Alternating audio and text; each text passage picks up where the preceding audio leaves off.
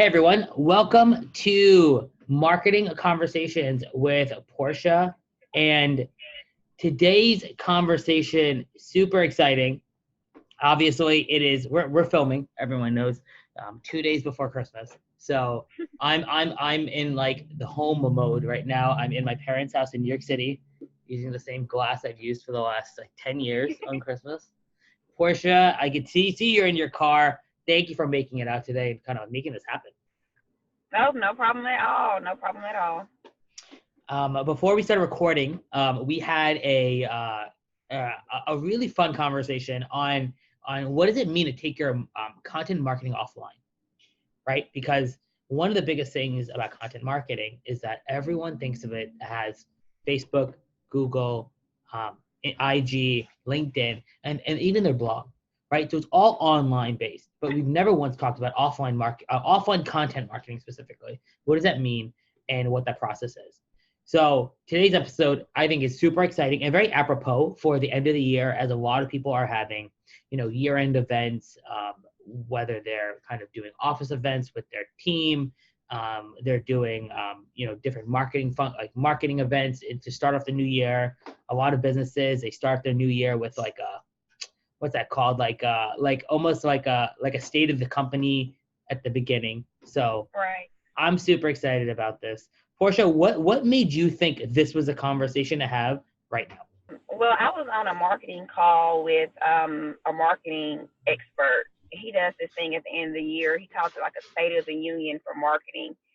And it really just rang a bell to me when the things that he was saying. I was like, gosh, we got to put this content out to healthcare entrepreneurs that, have their businesses that rely mainly online.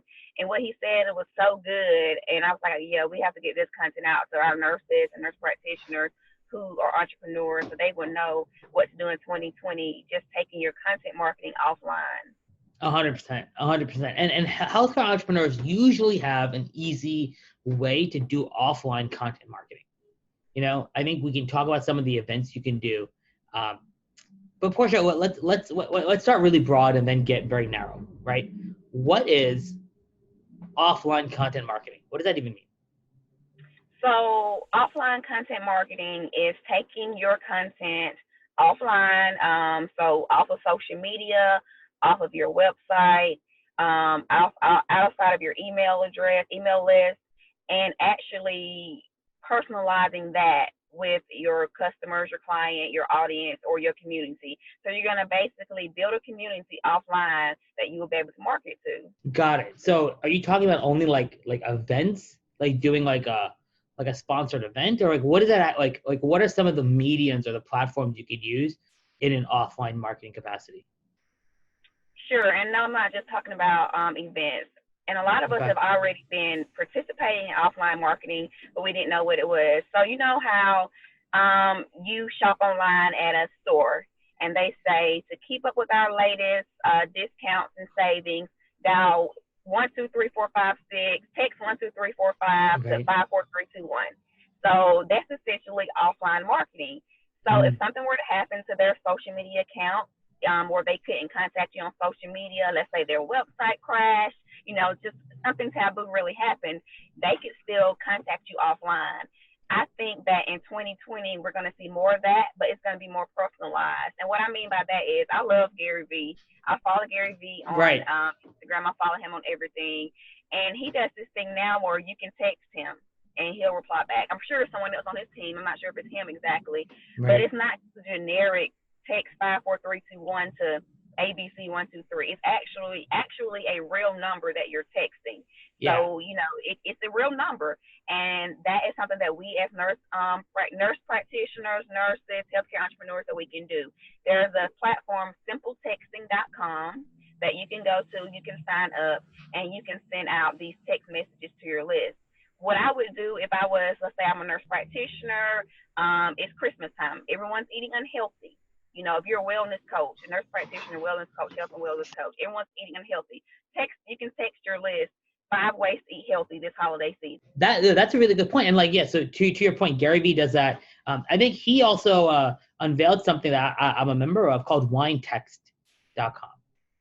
And I am obsessed with this So what it is every day I get a text message on a on a bottle of wine that's being sold.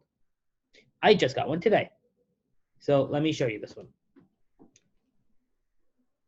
I get a text from a number that describes the wine, that describes the type of wine it is. Now I'm a bit wine bougie, so like I appreciate that, right? Like I want to know about these notes and the fruit and all that garbage. Now the thing is though, is they basically market it where they create scarcity, and they're like, hey, we're selling X number of bottles. Normally this bottle retails for $20, but we're selling it today for 12. And just type in the number of the bottles you want, 1 all the way up to 24. And they have my credit card on file. They have everything on file. So for me, the barrier whenever I get a decent bottle of wine, all right, I'll type in 3. I'll spend $30 right now. I'll type in $40. I'll type in 2 if it's something interesting. And it limits the barrier of having to go. Like, think about it. We think going on social media as such a crazy sort of like such an easy thing, but nothing is easier than getting a text message and having to reply back to. And I agree. It is perfect. It's perfect in the way that it operates. So to your point, 2020, I think will be the year that people get a lot more free with giving out their phone numbers. Yep. Now, let me ask you a question on the tactical side. Now, I know a certain NP, I was talking to her a few weeks ago, and she was having the conversation about like, hey, what happens when, like, you don't necessarily want your clients to always be able to contact you. Like, you don't want them to have your personal cell phone, right? Because then they might blow up your phone, especially if it's like a, like they might blow up your phone on a holiday or something like that. So how do you manage that? Like, you want to be accessible to your clients and create a relationship, but you don't want to be too into like stuck with them, so to say, or be too available. Right. So with these texting platforms, they'll give you a number which is not your number. So they won't be texting your personal number. It'll just be some random generic number that they're giving you. So they won't have access to your number. Business phone, have your hours set up. And then after the hours, mute your phone. Simple. Mute your phone. I mute my phone all the time. Sometimes I mute my social media account, because I turn my notifications off, because you have to set a standard with your clients. And I understand that they feel like we should be available to them 24/7. I'm a paying client. I'm a paying customer. Everyone has this, I want it now. I don't want to have to wait until your business hours. But if you set that standard and you let them know, hey, I'm not available, or you can charge them. If you want to contact me after 5 o'clock, then you're going to have to pay a premium fee for that. You can have a membership. These clients are VIP members. They pay a premium fee, and they can contact you at certain hours. Okay, that's fair. I think I think that needs to be heard a bit more, right? Like, you have to create the standard. Your clients, you should never be scared of giving your clients access to you. It's your responsibility to pause access when you need your time. Right. So, like, you don't always have to pick up the phone. Like, it's okay for them to call you, but you can call them. You can text them and be like, hey, I'm not at work today. I'll call you in the morning. Is it urgent? Whatever. So texting platforms you talked a lot about. What about other ways you can do offline content marketing now? There's another platform called Bonjoro.com. It's a personalized video messaging platform, so similar to the text messaging. Excuse me. You can do that as well, and you can send like cute little videos to your clients or your customers. Okay. I also think you should be building a community outside of social media, because and I know I do this a lot when I'm being invited to speak someplace, and people come up to me, they're like, oh my gosh, I recognize you from your Instagram page, or it's like they don't feel like, they know you're a real person, but it's like when they see you, it kind of like takes that to the next level. And every time I do a speaking engagement, someone always recognizes me from my Instagram page, and it's like, when they can touch you, when they can speak with you, they feel like you're a real person. So I think that doing events, so you might can do meet and greet, you might can do small little workshops, very inexpensive or free little workshops to build your community outside of your social media presence. Because I feel like once people can touch you and they know you're a real person and you're tangible and you've gone through things that they've gone through and you have bad days and you have good days, they learn to know you, like you, and trust you because they feel like, hey, she's a real person.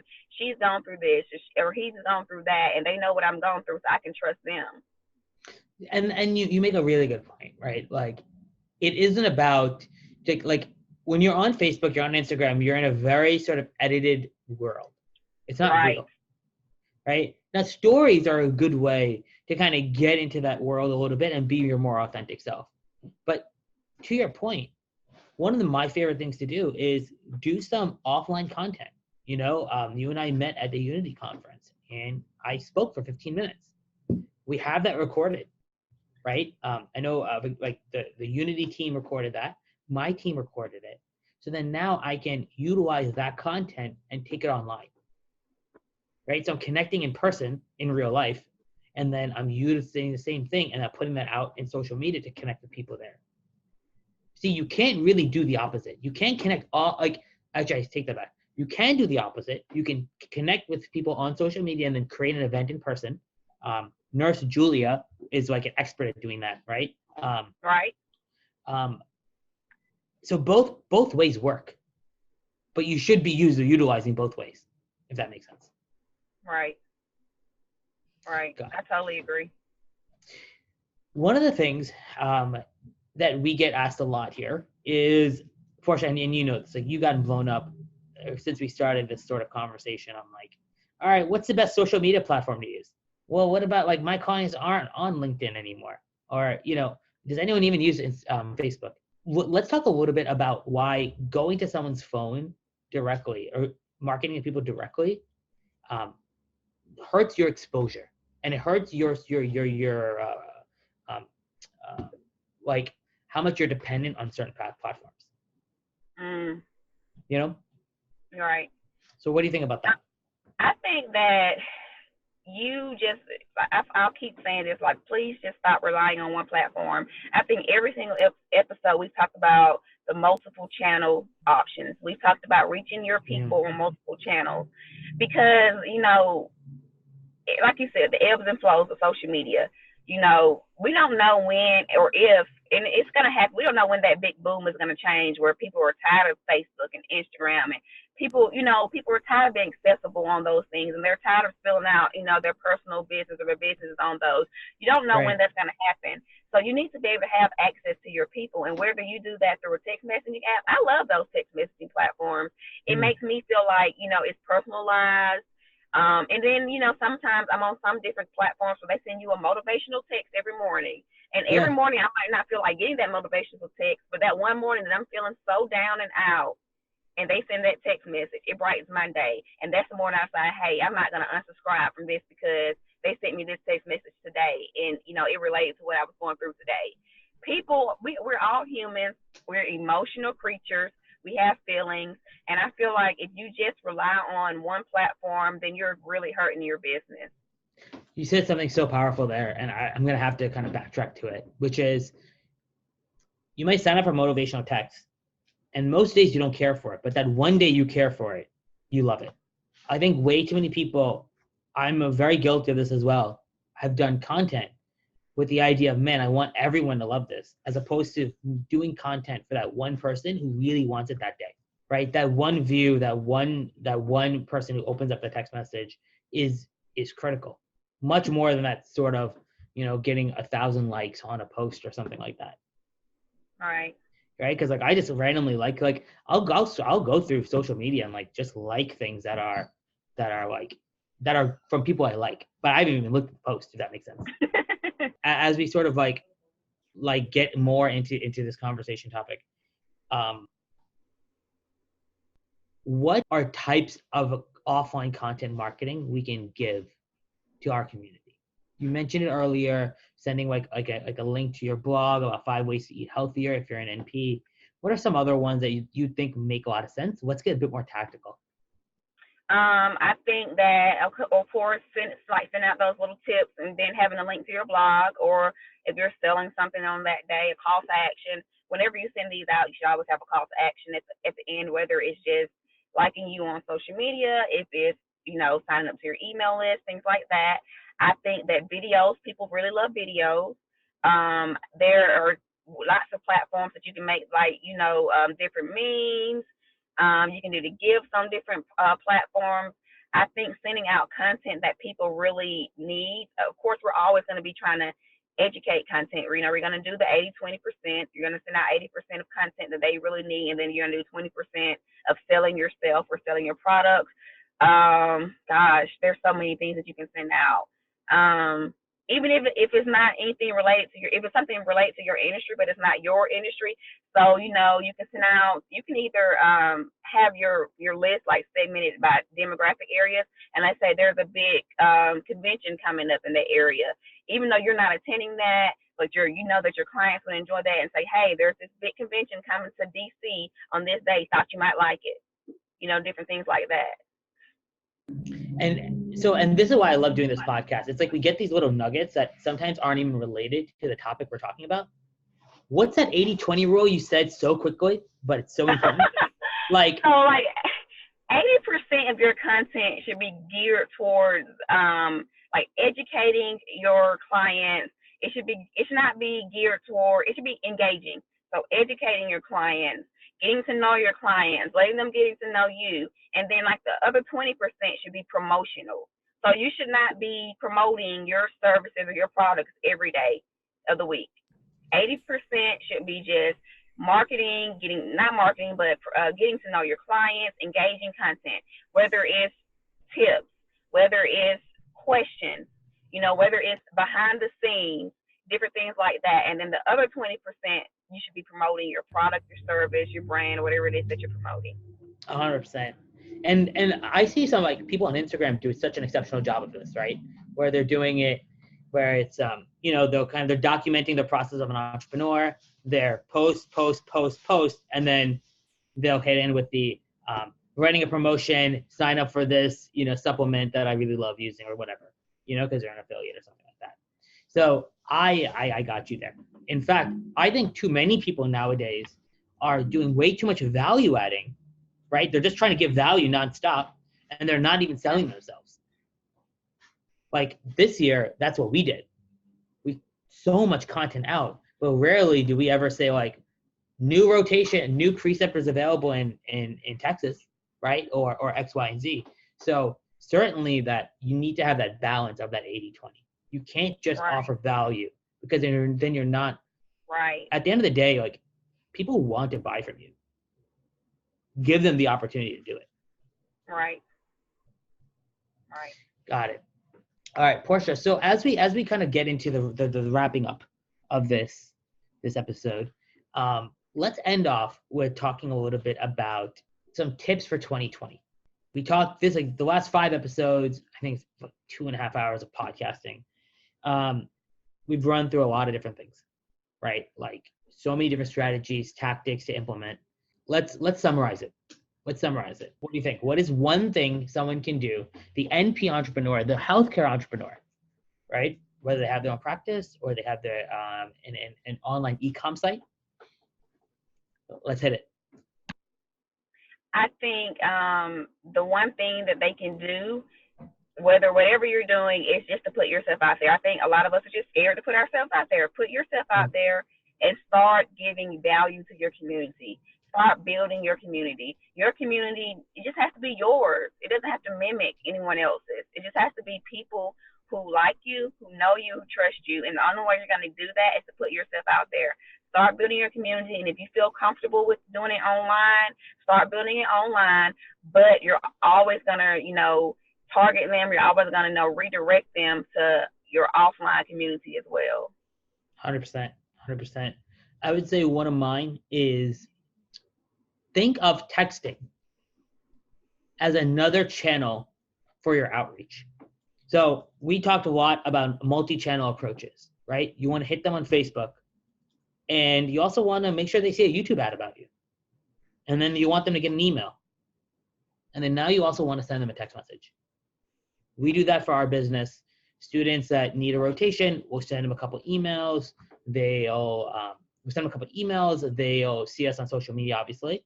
And then they also get some text from us as well. Sounds good. I think that's great. I think the text messaging is going to be really big next year. Um, it's just, I mean, everyone has their phones. When do you not have your phone on you? You know, Right. we always have our phones. And just think, you know, you're sending out text messages to your audience. It's not some generic number. It's not some little five, digit number. It's an actual phone number. And so for your community, they're going to think, wow, she took the time to text me, or he took the time to actually text me. And Yeah. that makes people feel good, you know? 100%. People love feeling valued, and that personal touches, right? Putting their name in the email, or Mm, taking the time to send them a text message. That stuff really matters, and you might you might not think it's as valuable, but never assume what your customers and your clients want from you. right. Only they can tell you that. Right. Awesome. So, Krish, I do have one more question for NP Hub. What do you guys have planned for 2020? Oh, Lord. And what do you have planned that you can help our listeners? If our listeners want to come to you and they need your help, what do you have planned next year? Great question. One of the things that we're going to be doing next year, and I'm really excited about this at NP Hub, is launching our second service. Now, from a business perspective, right? Anytime you have an organization like you, Portia, right? You do intense content marketing, but you offer multiple different services, right? Writing is one of them. Strategy is another. For us, we offer one thing. So that's a dangerous place for a business to be. As we grow, we need to address that vulnerability, which is we do one thing. So what we'll be launching, and I'm so excited for this, is something, it's to be named, but we're tentatively calling it like CEU Masterclasses, Business Acumen Training.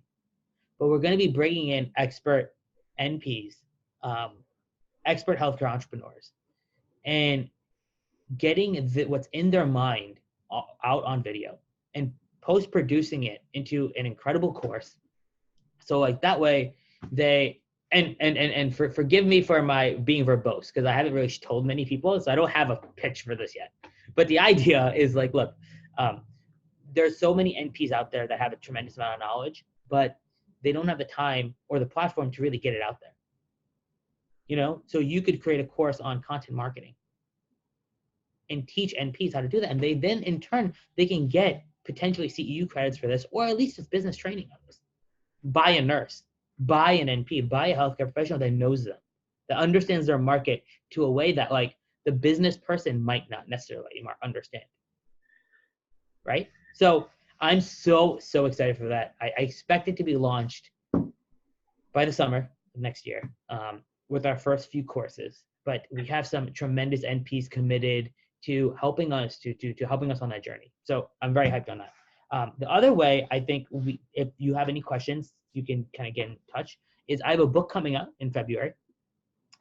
It's called Jumpstart Your Private Practice, Marketing Strategies for NPs who want to branch out on their own.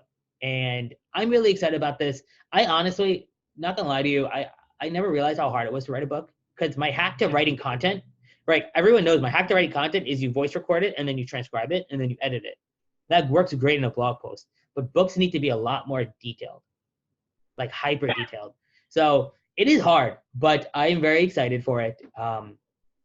I think there isn't anything out there right now that teaches NPs how to literally market to their patients. It just doesn't exist. So I'm really excited for that, and I'm sure I'll launch some sort of consulting from there, hopefully. But it's gonna be fun.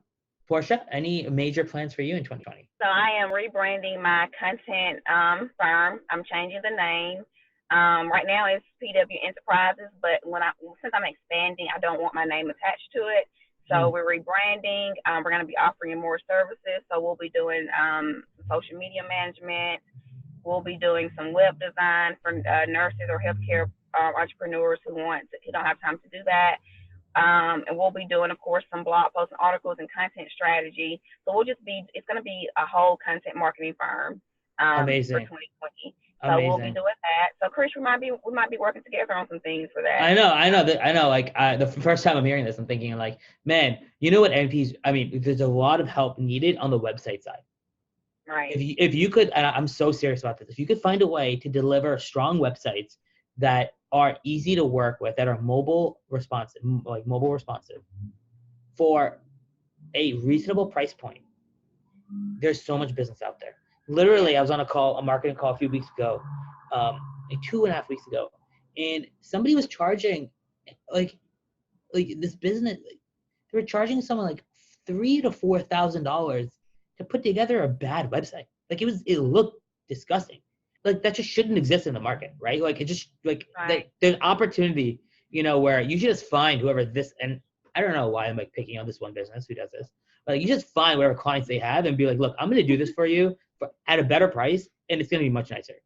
Right. So I support that. I think it's well deserved, well needed, and I think it's smart. Honestly, that's really strategic. Yeah. And we're going to be doing some copywriting. I love to copyright. So, and I think a lot of entrepreneurs, not just healthcare, but specifically healthcare entrepreneurs, they need copywriting. So, like their sales pages, their social media copy, just different copywriting, landing pages. So I'll be really, really diving into that. That's going to be, my focus next year. And then my team will take over the rest. But copywriting is really going to be my focus next year, healthcare content. So I'm very excited for that. So you guys be looking on my social media page for our new name. And I'm so super excited for our new name and all of that stuff. So do you want to share the name now? I don't want to share the name yet. Fair. It's a really good name. It's a really good name. And 2020 is the year of the nurse. They've deemed 2020 the year of the nurse. And I also read somewhere that 2020 is supposed to be like the year of the woman or something else again. So 2020 nurse entrepreneurs, and since we are mostly a female-dominated field, let's get our businesses out there. Let's make sure our people are getting the right content, they're getting right information, and let's stop being behind the scenes, and let's let people know what nurses can do. I love that. All right, Portia, cheers to this awesome podcast for 2019. Thank you. I can't wait for our next episodes in 2020. I'm excited. All right, take it easy, all right? All right, bye-bye. Thanks for listening to the Marketing for Nurses podcast. If you enjoyed the show or thought it was awesome, please leave a comment below or ask a question that you want us to answer for the next podcast. I'll see you next week.